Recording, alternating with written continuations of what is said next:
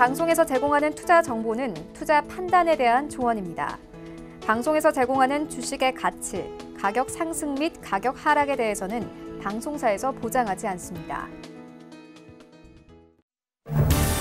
시청자 여러분 안녕하십니까. 오늘장 내일장 일부 출발하도록 하겠습니다. 서정덕입니다. 시장이 오후 들어 다시 밀리는 모습을 보여주고 있습니다. 미중 간의 무역 분쟁 당사국은 분명 미국과 중국입니다. 그런데 우리 시장이 더욱더 힘겨운 모습을 지금 보여주다 보니 투자자들뿐만이 아니라 일반 국민들 같은 경우에도 굉장히 우려를 보내고 있다라는 오늘 기사들이 올라오고 있는 상황입니다. 기관이 구원투수 역할을 해줌에도 불구하고 오후 들어서 지금 거래소는 하락 반전하고 있고요. 코스닥 같은 경우에도 상승과 하락을 번갈아 가면서 지금 냉온탕을 오가고 있는 상황입니다. 코스닥 현재 이 시각에는 약간 올라가네요. 0.39포인트만이 올라가고 있는 상황입니다.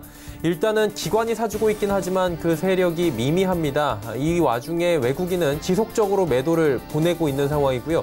매도 물량이 굉장히 많이 쌓여가고 있습니다. 그러다 보니 시장이 당연히 밀릴 수밖에 없는 상황이고요. 이번 주에 2000선 무너지는 거 아니냐라는 얘기가 나왔는데 2000선은 다행히 지켜주곤 있지만 여전히 불안한 모습입니다. 일단 오르면 내리고요. 내려가면 조금은 올라오는데 그 반등의 정도가 워낙에 적다 보니까 결국에 저점이 계속 낮아지는 모습입니다. 대다수의 종목 오늘도 조정 나오고 있는데 거래소 쪽은 은행이나 제약주들이 그나마 좀 선방을 해주고요. 통신주들 보합, 전기전자업종은 보합 정도입니다. 코스닥은 개별 종목 장세 이슈로 움직이는데 테마주들이 지금 여러 테마들이 오늘 다시금 움직이면서 종목 장세, 테마주 장세가 이어지고 있는 상황입니다. 정상적인 거래소 그리고 코스닥 상황은 아니다라는 이야기들이 당연히 나올 수밖에 없는 상황인데 일단 시장 상황은 여전히 좋지 못합니다. 고유가의 강달러 이어지고 있고요. 달러 같은 경우엔 연일 고점을 높여가고 있습니다. 이제 1,200원도 얼마 남지 않았고 우리 경제 자체에 지금 부담이 될 수 있는 시그널들이 오고 있습니다. 여기에 미중 간의 무역 분쟁 하나하나 또 이야기가 나오고 있는데 어떤 변수들에 대비하면서 오늘 시장 마무리하고 다음 주에 대비해야 될지 오늘장 내일장에서 하나하나 짚어가 보시면 좋을 것 같습니다. 헤드라인 뉴스부터 전해드립니다. 정부가 우리 경제에 대해 2달 연속 실물 지표 흐름이 부진하다고 진단했습니다. 기획재정부는 최근 경제 동향 5월호를 통해 1분기에 우리 경제의 하방 리스크가 커져 생산과 투자, 수출 등 주요 실물 지표 흐름이 부진한 모습을 보였다고 평가했습니다. 그 원인으로 예상보다 빠른 세계 경제 둔화세와 반도체 업황의 부진을 꼽았습니다. 미국 상무부가 중국 통신장비 기업 화웨이와 68개 계열사를 거래 제한 기업 명단에 올렸다고 로이터 통신이 보도했습니다. 거래 제한 기업 명단에 올리겠다는 미 상무부의 방침이 발표된 지 하루 만입니다. 로이터 통신은 상무부 대변인을 인용해 이 조치의 효력이 즉시 발생한다고 전했습니다. 미국과 중국의 무역 합의가 막판에 틀어진 것은 시진핑 중국 국가주석이 도널드 트럼프 미국 대통령의 의중을 잘못 짐작하고 핵심 협상 조건을 뒤집었기 때문이란 분석이 나왔습니다. 뉴욕타임즈는 시 주석이 미중 무역 합의를 향한 트럼프 대통령의 열의와 미국 협상단의 한계선을 오판했다고 보도했습니다. 미국이 약속 위반이라고 비난할 만큼 중국이 막판에 돌변한 까닭은 불분명하지만 시 주석이 트럼프 대통령의 합의 열망을 잘못 판단해 중국 입장을 바꿔도 수용할 것으로 생각했다는 가능성에 무게가 실립니다. 삼성전자의 실적 상승세가 지난해 말부터 급격하게 꺾이긴 했는데 연구개발 투자는 역대 최고치입니다. 삼성전자의 올해 1분기 연구개발 비용은 5조 372억 원으로 집계됐습니다. 자, 이런 추세가 이어진다면 올해 연구개발 투자는 지난해 18조 6,620억 원보다 더 늘어나 처음으로 20조 원을 돌파할 전망입니다. 증시 흐름 바로 살펴봅니다. 시장이 오늘 좀 잘 가는 것 같았는데 결국엔 꺾입니다. 낙폭이 커지진 않았는데 상승폭이 전부 다 반납이 됐습니다. 지금 0.05% 하락 약보합권으로 전환이 됐습니다. 하루간의 흐름 정리합니다. 자, 보시다시피 장 초반에 나쁘지 않았습니다. 미국 쪽 지금 지표 잘 나왔다라는 얘기 나왔고요. 간밤에 미중 간의 무역 분쟁 제외하고도 미국 증시는 다시금 회복세를 보이고 있기 때문에 우리 시장에도 좀 긍정적인 영향을 주지 않을까라고 오늘도 기대가 됐었고요. 그러다 보니 오늘 시장이 밀려가는데 원인은 중국 쪽에서 또 찾아봐야 될 것 같습니다. 지금 시장 보시면 11시경부터 쭉 꺾여 내려갑니다. 중국 증시가 지금 1.46%나 오늘 조정 나오면서 2,900선 초반까지 급격하게 밀려 내려갔습니다. 영향 분명히 받고 있는데 참 답답한 건 미국 장세하고는 디커플링 되고 지금 중국 장세와 커플링이 되는데 이 시기가 중국이 올라갈 때는 중국과 디커플링, 중국이 내릴 때는 커플링이 되는 답답한 형국이 지금 계속해서 일어나고 있는 상황입니다. 수급 주체 보시면 개인과 기관이 삽니다. 근데 기관의 매수 물량 줄어드네요. 271억 원입니다. 금융투자 오늘도 팔고요. 투신 연기금이 사주지만 역부족입니다. 외국인 1,605억 원 오늘도 팔면서 7거래 연속 매도입니다. 개인이 1,253억 원 순매수해줍니다. 시총 상위주들도 오늘 부진합니다. 전체적으로 삼성전자, 약보하, SK하이닉스, 강보합 이 두 종목 제외하고 뭐 전체적으로도 하락 종목이 더 많습니다. 현대차도 12만 원대 중반 지금 보여주고 있고요. 셀트리온이 지금 시장에 밀리면 오히려 올라가는 기현상이 계속 발생합니다. 셀트리온 19만 7,500억 원입니다. 어제 서정진 회장의 셀트리온에 대한 여러 가지 투자 지금 비전이 제시가 됐는데 그 부분이 제시가 됐음에도 불구하고 시장이 밀리다 보니 셀트리온 크게 가지 못합니다. 다음 살펴보도록 하죠. 자, LG화학부터 현대모비스는 그나마 낫습니다. SK텔레콤, 약보합이고요. 나머지 종목들 모두 올라갔는데 상승폭은 그리 크지 않습니다. 다음 살펴보도록 하죠. 삼성바이오로직스 올라가고요. 어제 하루 쉬었는데 바로 올라가네요. 네이버가 오랜만에 12만 원 다시 돌파합니다. KB금융도 올라가고요. 하지만 삼성물산, LG생건 빠지는데 LG생건 130만 원 다시 재차 붕괴됩니다. 이번에 코스닥 시장입니다. 자, 코스닥은 717.87입니다. 지금 냉온탕 역시나 코스닥도 오가고 있고요. 보합권, 약보합권, 강보합권 지금 1시 30분 이후부터 오갑니다. 다음 살펴보도록 하죠. 하루간의 흐름 보시면 뭐 마찬가지입니다. 727. 비슷합니다. 거의 뭐 양시장이 오늘은 10시 40분 이후부터 꺾이기 시작해서 정오 지나면서 급격하게 다시금 꺾여 내려가는 추세입니다. 자, 그렇다면 수급 주체를 좀 체크를 해봐야 될 텐데 기관 개인이 사주고요. 외국인이 팝니다. 코스닥 시장에서 그나마 좀 외국인이 사주나 싶었는데 오늘은 또 파네요. 122억 원. 그리고 기관 개인 사는데 오늘 거래량이 그렇게 많이 실리진 않습니다. 그리고 테마주나 지금 스펙 관련주 쪽으로 지금 자금이 이동을 했기 때문에 지금 코스닥 같은 경우에는 잠시 뒤에 시총 보시겠지만 뭐 그리 상황이 좋은 편은 아닙니다. 시총 바로 보도록 하겠습니다. 보시면 시총 상위주들 엉망입니다. 지금 셀트리온 헬스케어도 7만 원 다시 재차 붕괴가 되고 올라가지 못하고요. CJNM도 20만 원 회복이 안 됩니다. 포스코케미칼도 5만 원 초반까지 다시 밀려 내려왔고 신라젠 낙폭이 워낙 크기 때문에 기술적으로 좀 올라가는 부분은 있지만 여전히 5만 원 중반대입니다. 헬릭스미스도 20만 원, 22만 원대에서 지금 움직입니다. 6위부터 10위 종목들도 살펴보도록 할 텐데요. 역시나 뭐 오르는 종목보다 내리는 종목이 훨씬 많습니다. 메디톡스 지금 악재가 좀 돌발 악재가 지금 나오면서 수사 소식이 들어왔습니다. 40만 원대로 다시 추락을 합니다. HLB도 7만 원 초반대까지 밀리고요. 펄어비스 보합, 스튜디오 드래곤도 약보합, 셀트리온 제약도 약보합입니다. 11위부터 15위 종목들입니다. 보시면 휴젤은 또 반대로 올라갑니다. 휴젤과 이제 메디톡스의 주가 차이가 단 10만 원도 나지 않을 정도까지 휴젤은 올라왔고요. 메디톡스는 지금 계속해서 제자리 걸음입니다. SFA 올라가고요. SK머티리얼즈, 파라다이스, ABL바이오 지금 빠져 내려가고 있고 개성공단 관련해서 오늘 테마주로는 코스닥 쪽에서 개성공단 관련 대북 관련주들이 오랜만에 꿈틀꿈틀 거리고 있는 상황에서 수소 관련주들, 미세먼지 관련주들 오늘 움직이고 있는 상황입니다. 다음 살펴보도록 하죠. 원달러 환율 지금 무섭습니다. 1194원대까지 올라가면서 1200원까지 단 5원 90점밖에 남지 않았습니다. 금일 본 방송에서 제공해드리는 정보는 투자 판단에 대한 조언일 뿐입니다. 해당 주식의 가치와 수익률 보장해드리지 않는다는 점 참고해 주시길 바랍니다. 시장 이슈 바로 정리해 보도록 하겠습니다. 펠리즈 투자일리서치 김민수 대표입니다. 안녕하십니까? 네, 안녕하십니까? 제가 서두에도 잠깐 언급을 드렸는데 대표님 마음도 비슷할 것 같아요. 미중 간의 무역 분쟁 당사국도 아니고 물론 영향을 받지만 우리만 이래도 되는 건가 싶을 정도로 지금 많이 빠지는데 어떤 부분을 조금 더 예의주시하면서 저희가 대응하는 게 좋을까요? 이슈 좀 짚어주시겠습니까? 네, 미중 무역 관련된 쪽으로 여러 가지 얘기가 많이 나오고 있는 상황들인데 결론은 아마 좀 시간이 걸리는 쪽으로 나가지 않을까로 바라보고 있는 상황들이고요.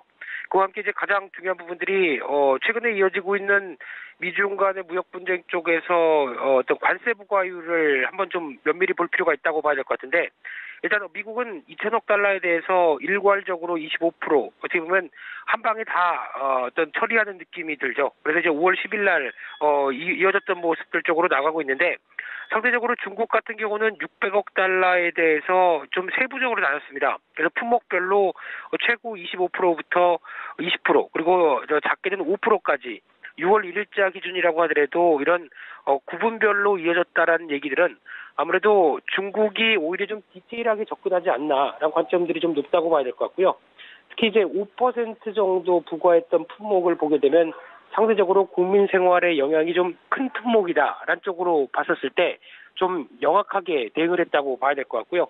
그런 차원을 봤었을 때 이 미국과 어떤 미국의 요구에 따라서 중국의 대응 상황을 보게 되면 결론적으로는 거의 중국은 자기 갈 길을 가겠다라는 쪽으로 보여지고 있는 상황들인데 최근 들어서 보복 관세 시에 추가 보복하겠다. 뭐 이런 식으로 해서 추가적으로 3,250억 달러에 대해서 또 한 25% 부과하겠다라는 쪽으로 나오는데 바로 중국도 보복 관세를 이어갔죠. 그래서 이런 관점이라고 하게 되면 어떤 끌려가는 듯하면서도 할 일은 다 한다라고 보여지고 있는 상황들인데 또 하나 지적재산권 관련돼서 법제화하라라고 하는 얘기들도 법률 주권 침해다, 내정 간섭이다라는 쪽으로 절대 못하겠다라는 쪽으로 나가고 있고요.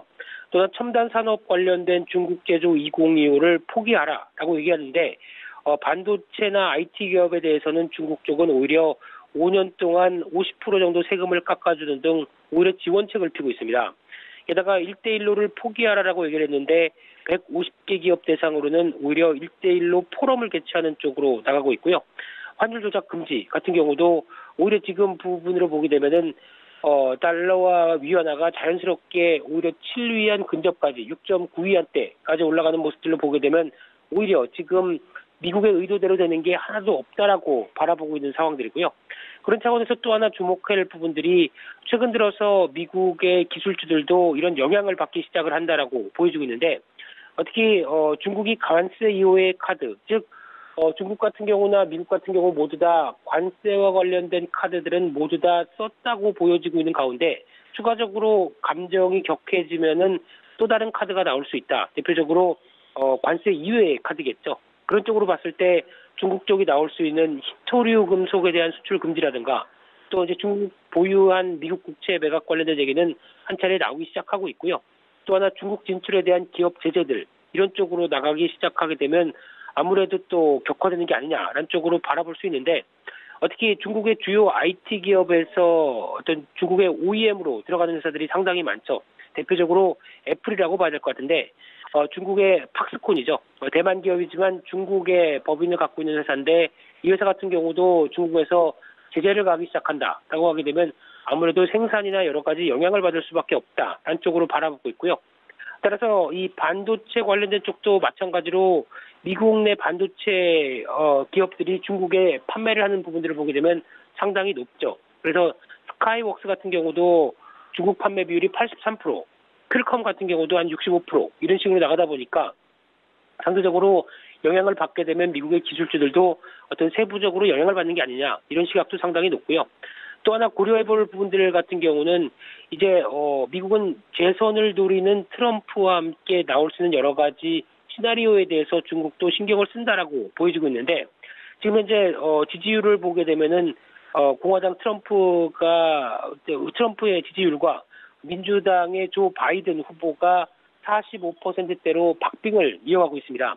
이런 상황 속에서 만약에 트럼프에 대한 지지율이 하락하는 쪽으로 나온다라고 하게 되면 상대적으로 중국이 강공으로 나올 가능성이 높겠죠. 하지만 오히려 지지율이 확실하게 트럼프가 우세로 나온다라고 하게 되면 마지못해 협상을 하지 않을까 생각되고 있는데 과거 대선 주자의 흐름들을 보게 되면 또 차이가 나는 게 민주당과 공화당의 어떤 뚜렷한 온도 차이가 있죠. 민주당의 예전에 오바마 전 대통령 같은 경우는 중국에 대해서 프레네미, 그러니까 즉 적도 되고 친구도 될 수 있다라는 쪽으로 표현을 했는데 트럼프는 딱 에네미라고 딱 못을 박았죠. 그러다 바이든 후보는 적이 아니다, not enemy 이런 쪽으로 나오다 보니까 이런 관점 쪽으로 봤었을 때 아마 중국이 노리는 쪽은 오히려 민주당 후보를 조금 더 선호하지 않을까라고 바라보고 있는 상황들인데 이런 부분들은 좀 정치적인 부분들이 더 가세가 된다고 봐야 되겠죠. 따라서 지금 흐름으로 봤을 때는 어떤 빠르게 타결이 이어질 것이다라는 기대감보다는 오히려 예상보다 시간이 더 걸릴 가능성이 높다라는 관점 쪽에서 바라보는 게 더 중요하지 않을까 그렇게 생각이 들고 있습니다. 일단 지금 굉장히 복잡하게 얽혀 있고요. 하나하나 이슈가 나왔던 부분에 대해서 특히나 조 바이든 전 부통령 관련해서도 민주당과의 중국과의 역학관계도 말씀을 해주셨는데 자 이제 상황적인 내용은 이 정도까지 하면 좋을 것 같고요. 우리 시장이 엄청나게 지금 취약하단 말이죠. 우리 시장에 대해서는 대응 전략을 어떻게 지금 가져가는 게 좋겠습니까? 네, 일단 가장 중요한 게 환율이라고 봐야 될 것 같은데요. 이런 식으로 가파르게 원화 환율이 약세를 보인다라는 부분들은 아무래도 시장의 바로미터라는 쪽으로 봤었을 때 어떤 입지가 상당히 좁아진다라고 봐야 될 것 같고요. 게다가 결론적으로 말씀드리게 되면은 원달러 환율은 한 1,200원대 진입이 오히려 시간 문제가 아닐까로 바라보고 있는 상황 쪽에서 적어도 1,175원대로 회귀하기 전까지는 시장의 리스크는 계속 부각받을 수밖에 없다라는 관점 쪽에서 이 부분까지 다시 안정을 찾는지는 조금 더 지켜봐야 될 걸로 보여지고 있고요. 또 하나 두 번째로 바라보고 있는 게 어제 발표 나왔던 KDI 리포트, 그러니까 즉 산업개발에서 얘기했던 부분들이 지금 최근에 나오고 있는 한국의 경제 구조가 저성장 기조가 완화되게 돼 있다. 그래서 1%대 성장은 앞으로 갈 가능성이 높다는 쪽으로 바라보는 부분들도 한국에 대한 취약성들을 계속 말해준다고 봐야 될 것 같고요. 또 하나 가장 중요한 부분들이 수급 관련된 부분이라고 봐야 될 것 같습니다. 무엇보다 기관은 최근 들어서 나오는 게 현물 매도, 거기다가 외국인들이 선물 매도를 강화시키다가 선물에 이어서 현물까지 매도하는 구조로 바뀌고 있죠. 그렇다는 얘기는 이런 어떤 수급적인 변화까지 확인이 돼야 어느 정도 단기 저점에 대한 변화가 나올 텐데 아직은 그런 기대감이 낮다란 쪽으로 바라봐야 될 것 같고요. 적어도 수급에 대한 징후로 단기 저점에 대한 흐름들을 확인할 필요가 있다라는 관점 쪽에서는 여전히 아마 5월 말까지 이어지는 MSCI 어떤 비중 축소와 관련된 이슈들도 계속 시장을 짓누를 수밖에 없다라고 봐야 될 것 같고요. 또 하나 기술적으로 본다고 하더라도 준비 지지권인 2,130원을 이탈하면서 새로운 하락 추세대가 진행되고 있다라는 관점으로 보게 되면 아무래도 부담입니다. 따라서 지금 같은 시장 흐름들은 봤을 때는 투자 심리 악화돼 있고 불확실성도 계속 증가되어 있는 측면 쪽에서 뉴스에 의존하는 장세 쪽의 변동성이 커질 수밖에 없다고 봐야 될 것 같고요. 이 적정 현금 보유하면서 그래도 이번에 발표됐던 실적 흐름들을 기반으로 해서 그나마 실적이 확인된 종목 중심으로 압축하는 게 가장 좋은 전략이 아닐까 그렇게 보여지고 있습니다. 네, 대응 전략까지 들어봤습니다. 오늘 말씀은 여기까지 듣겠습니다. 고맙습니다. 네, 감사합니다. 펠리지 투자인 리서치 김민수 대표와 함께 했고요. 이슈 칼럼 바로 이어집니다.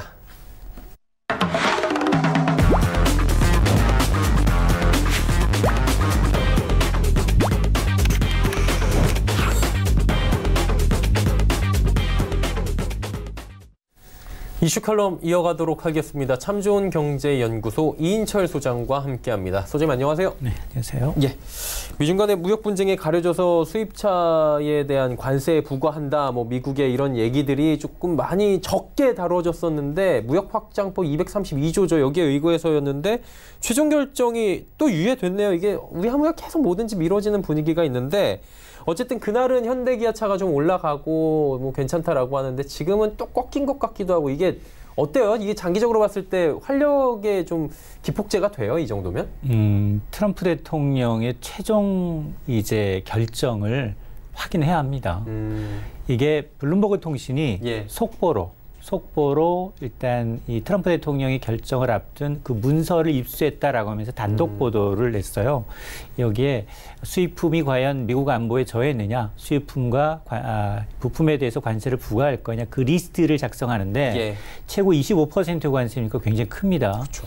그런데 한국은 제외될 것이다. 그리고 또 하나가 원래 D-Day가 5월 18일 미국 현지 시간으로 18일이었는데 한 6개월 정도 연장될 수 있다라는 두 가지 팩트였습니다. 근데 오후에 바로 블룸버그가 이거 삭제합니다. 그러니까 이게 맞아서 백악관 이제서 얘기를 했는지 아니면 오보였는지 확인이 안 된다는 거죠. 그러니까 제가 개인적인 생각에 트럼프의 상향으로 처음부터 우리가 물론 지난해 한미 FTA 개정 협상을 통해서 우리가 자동차에서 굉장히 많이 양보했습니다. 픽업 트럭 수출 늘리겠다, 늦추겠다. 그리고 우리 시장, 우리 안전기준 지키지 말고 미국 안전기준만 지키면 수출하십시오. 이렇게 굉장히 굴욕적인 양보를 했기 때문에 우리 정부는 그동안 로비를 해왔습니다. 미 행정당국에 우린 제발 이번 관세에 수입차 관세에 우리는 빠져야 한다. 그래서 이게 먹혀들었다면 이 보도가 맞는 거일 수 있습니다. 그러나 트럼프 대통령의 그동안 성향을 보면 아닐 확률이 아직도 한국이 굉장히 우방임에도 불구하고 미국을 이용하고 있다는 생각을 뼛속까지 하고 있거든요. 그래서 지금 그나마 6개월을 연장한 이유는 지금 싸움을 지금 하다 보니까 1년 넘게 지금 중국하고 싸움을 하다 보니까 사실은 내상을 상당히 입었죠. 겉으로 난 지표는 좋지만 근데 이거는 어차피 해가 바뀌어도 5년, 10년이라도 갈 수밖에 없는 싸움입니다. 내 왕자 자리를 뺏으려고 지금 탐내는 사람이기 때문에 그러니까 지난 주말에 트럼프 대통령이 시진핑한테 요구한 건 뭐였느냐. 앞으로는 짝퉁 안 만든다고 여기다 서약해. 그리고 우리 이 기술 기술 이전 탈취 못하겠다라고 빨리 여기다가 법제화시켜. 명문화잖아요. 명문화하라고 하니까 시진핑 주석이 갑자기 아니 이게 왜 내정 간섭이냐. 벌컥하면서 활약한 거예요. 거죠. 그러다 보니까 이거는 장기전이 될 수밖에 없고 그러면 중국이랑은 사실은 1년 동안 싸움을 해왔는데 중국이 미국 시장 수출이 더 늘었어요. 지난해 미국에 5,400억 달러 가까이를 수출했고요. 미국 역시 중국에 1,200억 달러예요. 4배 이상 차이 납니다. 이게 뼛속까지 장사꾼인 트럼프 대통령이 이걸 가만히 놔둘 리가 없잖아요. 그렇죠. 그러다 보니까 이게 장기화되는 거고 설령 이게 끝나고 난 다음 타겟이 어디냐. 이제 미국의 이 무역 적자의 리스트를 보게 되면 중국 1등이고 그다음에는 EU 그리고 일본이에요. 그리고 한국입니다. 그러다 보니까 그 가장 이제 이 적자가 심한 품목이 뭐냐 자동차예요. 그래서 지금 자동차 EU하고 일본을 타겟으로 물론 우리가 빠질지 안 빠질지는 최종 점검을 해야 되겠지만 어쨌든 다음 타겟은 왜냐하면 그렇지 않아도 EU는 자꾸 거슬려요. 보잉을 무기로 지금 에어버스가 크고 있어요. 근데 이렇게 지금 위중한 순간에 일본을 보면 너무 공교롭게도 평온해요. 그러니까 그냥 보고 있는 거잖아요. 강 건너 불구경. 아베는 자기는 굴욕적일 정도의 굴욕적으로 이제 협상을 한다 하더라도 절대 일본 국가에 피해가 되지 않습니다. 그러니까요. 그러니까 사전에 우리보다 더 많이 스킨십을 통해서 트럼프를 만나서 우리 보잉 몇백 대 구매하겠다. 현금으로 딱 주고 말아요. 그리고 수산물, 농축산물 더 수입하겠다. 이렇게 풀면서 이게 자꾸 이제 정말 동맹을 강조하다 보니까 트럼프 대통령이 믿기는 미운데 자꾸 이렇게 골프장에서도 넘어져주고 그랬잖아요. 그러니까 그런 것 때문에 지금 우리는 상대적으로 미국의 지금 그 미국과 중국이 전 세계 경제에 성장해서 경제 이 비중에서 차지하는 비중이 40%예요. 그 가운데 우리가 38.9 그리고 일본이 38.6 우리랑 비슷합니다. 근데 차이점이 뭐냐? 우리나라는 중국 의존도가 26%고 그리고 이제 미국 의존도는 12%밖에 안 되지만 일본의 경우에는 대미, 대중 똑같이 19%예요. 그러니까 우리보다 훨씬 더 중국 의존도가 적기 때문에 중국은 미국한테 맞아서 우리는 그것도 당하고 또 미국이 또 수입 관세를 높이면 또 그 문턱도 당하고 중간재 당하고 완제품 당하고 이렇게 이제 굉장히 샌드위치 터지네요. 이게 힘든 상황인 건데 한마디로 이제 뭐 소장님께서도 이것들이 유예를 시켜줄 수 있겠지만 결국에는 가져가는 싸움을 계속할 것이다라는 거는 정치적인 행보도 있을 거고요. 뼛속까지 장사를 했던 분위기 사업가이기 때문에 그런 것도 있는데 그러면은 뭐 예를 들어보는 거예요. 관세 부과가 현실화가 되면 우리나라 현대기아차도 글로벌 지금 점유율이 어느 정도 있잖아요. 맞습니다. 타격이 꽤 오겠죠. 그러니까 그 일본이 일단 변수고요. 그리고 또 하나는 유럽 시장도 우리가 만만치 않은 시장이거든요. 그쵸. 유럽으로 차를 팔아야 돼요. 근데 유럽은 타깃이 될 수밖에 없습니다. 유럽은 타깃이 될 수밖에 없고 일본의 경우에는 빠져나갈지 아니면 관세 부과 대상이 되면 우리가 상대적으로 미국 시장에서는 이득이죠. 가격 경쟁력이 훨씬 우리가 더 높아지니까. 근데 유럽 시장에 우리가 팔아야 되는데 유럽이 만약 미국의 관세를 추가로 부과를 한다면 EU 역시 자기의 보호막을 칩니다.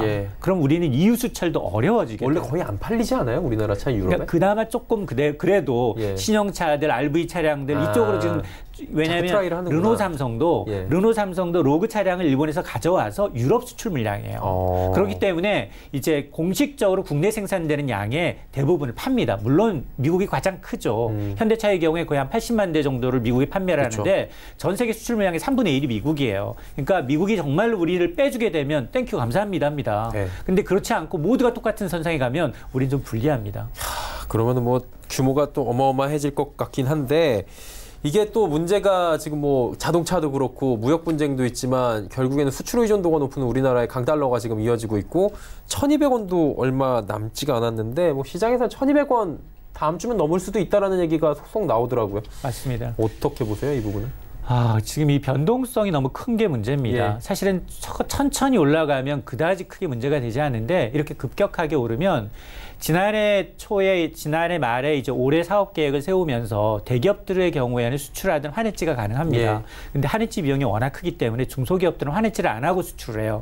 그래서 옛날 키코 사태가 나는 굉장히 강소기업이면서 수출이 잘 됐음에도 불구하고 내가 이 수출 대금을 받을 때쯤에 비하면 환율이 커져서 내가 오히려 흑자에서 도산하는 경우가 그렇죠. 있었거든요. 그 키커 사태였습니다. 지금 그런 사태가 돌아올 기미가 보이거든요. 자, 이러다 보니까 만약에 이렇게 가파른 속도로 오르면 우리는 사실 무역 당사국이 아니잖아요. 싸우고 예. 있는 당사국이 아님에도 불구하고 변동성이 1%라면 미국과 중국은 0.1%예요. 그렇죠. 이러다 보니까 지금 최근 6, 7일 사이에 외국인 투자가들 밀물처럼 빠져나가죠. 예. 외국인 투자가들이 국내 시장에 투자하는 이유는 두 가지입니다. 기업 실적과 환율을 보고 들어옵니다. 기업 실적이 아무리 좋고 이제 기업의 주식에서 이득을 본다 하더라도 이제 달러, 바꿔갈 수 있는 달러가 적어지면 환차 손이 발생하면 빠르게 빠져나갑니다. 그렇죠. 자, 그런 것들이 지금 보이고 있거든요. 지난달 중순까지만 해도 분위기 나쁘지 않았어요. 뭐 13일 연속 우리가 사상 최고의 이제 최장기 랠리를 구가하면서 외국인들이 꾸준히 샀어요. 그러다가 그 중순 이후부터 지금까지 보면 거의 뭐 2조 가까이 팔았습니다. 맞아요. 그러니까 올해 산 물량이 거의 3분의 1을 불과 한 달도 안 된 사이에 팔고 있다는 거예요. 그러면 이걸 계속 추세적인 거냐? 이게 환율에 달렸다는 겁니다. 환율이 여기서 1,200원을 넘어서 위로 올라간다면 외국인 투자자들한테 메리트 없어요. 그러다 보니까 이 환율이 과연 1,200원을 찍고 넘어갈지, 그리고 우리 수출 기업들 가운데 중소기업이 1,200원을 버틸 수 있는 기업들이 얼마나 되느냐, 그리고 우리 중소기업 가운데 특히 중국의 중간재를 수출하는 소재, 철강, 화학 이런 업체들이 굉장히 타격이 클 수 있습니다.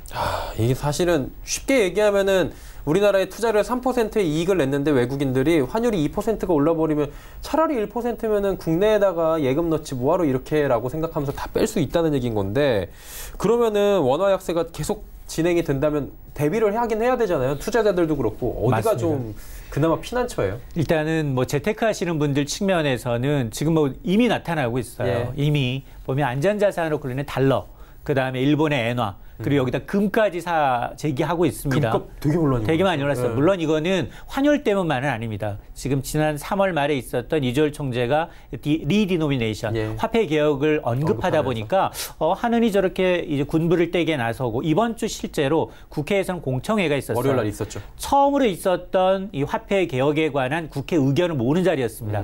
그 얘기를 국회에서 한다는 건, 이 화폐 개혁이라는 건 부시불칙적으로 순간적으로 일어나야 되지만 네 곳이 동의해야 돼요. 하나는 기획재정부, 예. 또 하나는 한국은행, 또 하나는 청와대, 그리고 국회가 통과를 시켜줘야 됩니다. 근데 제일 통과시켜야 되는 법을 논의하는, 법률을 만드는 국회에서 이런 논의가 있다는 얘기가 예. 타이밍의 문제일 뿐 언젠가는 될 수 있다라는 게 부자들 사이에서는 이미 공감대가 형성되고 있다는 겁니다. 그리고 주식 투자하시는 분이 있다면 지금은 이렇게 리스크가 큰 장에서는 정말 내수주밖에는 볼 게 없습니다. 내수를 먹고 살아야 하잖아요. 그쵸. 그러니까 통신주, 뭐 화장품주, 먹거리주 이런 것들의 경우에는 여름철 수요와 더불어서 오히려 이쪽으로 이제 조금 관심을 좀 쏟는 그런 이제 분위기는 엿보입니다. 예, 내수까지 지금 근데 침체여가지고 참 쉽지가 않은 상황인데, 그러다 보니까 5월 시장 기대도 좀 많았을 수도 있어요. 4월이 약세였기 때문에. 5월이 지금 죽은 고양이 데드캣 바운스 얘기까지 나오고 있습니다. 이게 어때요? 반등에 대해서 뭐 사실 시장을 면밀하게 하나하나 보시는 그 시황을 보시는 분은 아니지만 전체적인 안목으로 보셨을 때 거시적으로 이게 좀 괜찮지 않다고 보실 것 같아요. 호재가 없어요. 예. 그리고 적어도 한 3개월 내지 6개월 정도를 좀 볼 수만 있다면, 예. 좀 긍정적인 시그널이 있다면 베팅을 하겠어요. 그래서 전 늘 말씀드립니다만 5월은 그 박스피의 하단을 테스트할 가능성이 굉장히 높다. 그러니까 2,000선에 큰 의미를 두지 말았으면 좋겠다는 예. 생각이 들고요.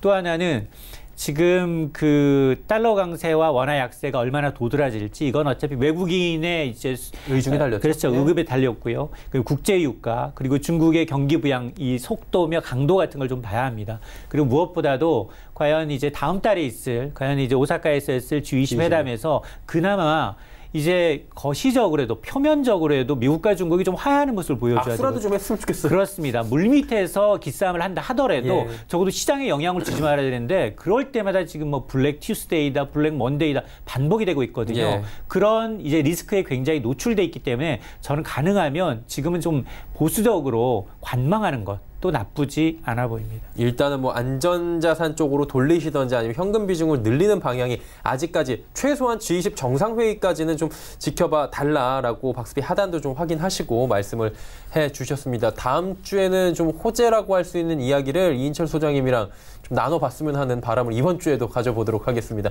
오늘 말씀 감사합니다. 참좋은경제연구소 이인철 소장과 이야기 나눠봤고요.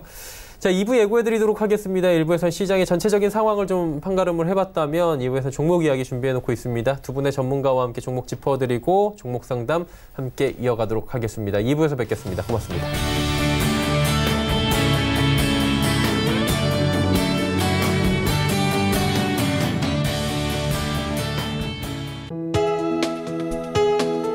본 방송에서 제공하는 투자 정보는 투자 판단에 대한 조언입니다.